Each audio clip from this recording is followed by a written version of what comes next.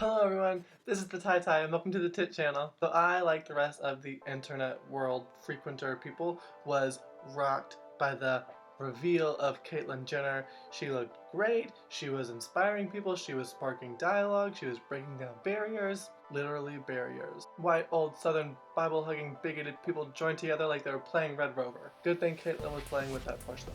But no, I love that the majority of the reaction has been positive and loving and accepting. I mean, what else would you expect from this lovely planet with all of the kind humans, right? So now that we're all talking about transgender people, I wanted to share a couple things that I've learned, a couple things that I've seen people do and say that can be hurtful to trans people.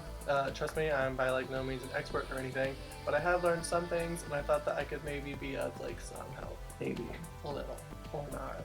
I'll be over here. First of all, beautiful is a great compliment. It is a trait that is uplifting and empowering to feel like you possess. How likely you are to fuck someone is not the same thing.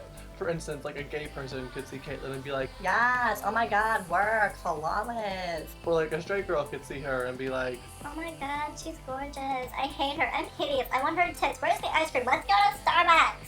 but then like a straight guy could see her and be like, Yeah, I'd fuck her. boy, I'm about to fuck you with some knowledge. Those compliments are not the same thing. Men, value is not determined by how likely you are to stick your dick into something. By that logic, camo shorts have value and no. Secondly, we need to be careful how we judge trans people even when we're complimenting them. The reason we call Caitlyn beautiful is kind of because she is beautiful by cis standards.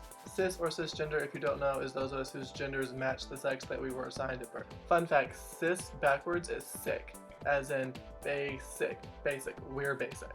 It's dangerous for us to continue to judge trans people by cis standards because prominent trans people like Caitlyn or like Laverne Cox are beautiful by those standards, but they are the minority. Caitlyn and Laverne are very privileged and most trans people aren't. They have the means to get the surgeries and to get all the hormones, and a lot of trans people will never have that.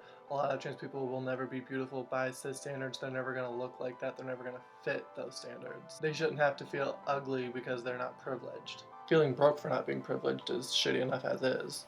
Word to that McDonald's dollar menu though. Next, let's not worry about what's in their pants. This shouldn't really have to be said, but it's the first thing that comes to cis people's minds when we talk about trans people. It's about as polite as walking up to a guy and asking him how big his dick is. And we all know every guy is completely open and honest and comfortable talking about that, aren't they? Anything underneath the underwear isn't topic for polite discussion. Plan B usage, latent racism, the amount of time you spent watching Netflix in one sitting is all fair game though. Also, why do we need to worry about a transitioning person changing their name? How many people go by nicknames or middle names or just change their name altogether and we don't care? People be like, I don't like the way William sounds, it's 2 whole syllables. Who has time for 2 whole syllables?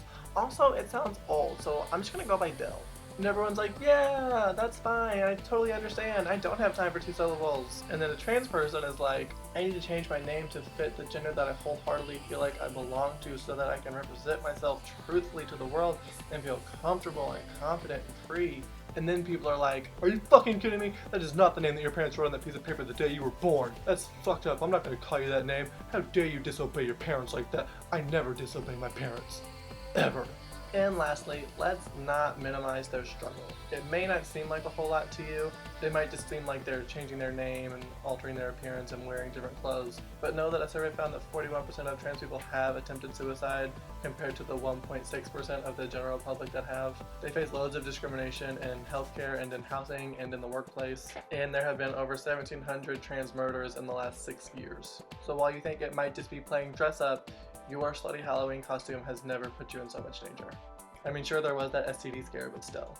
Alright friends, that's all I have for this video. I will link to some sources and some more helpful info down below in the description, so be sure to check that out. And go out, be nice and open and supportive and not ignorant. Bye!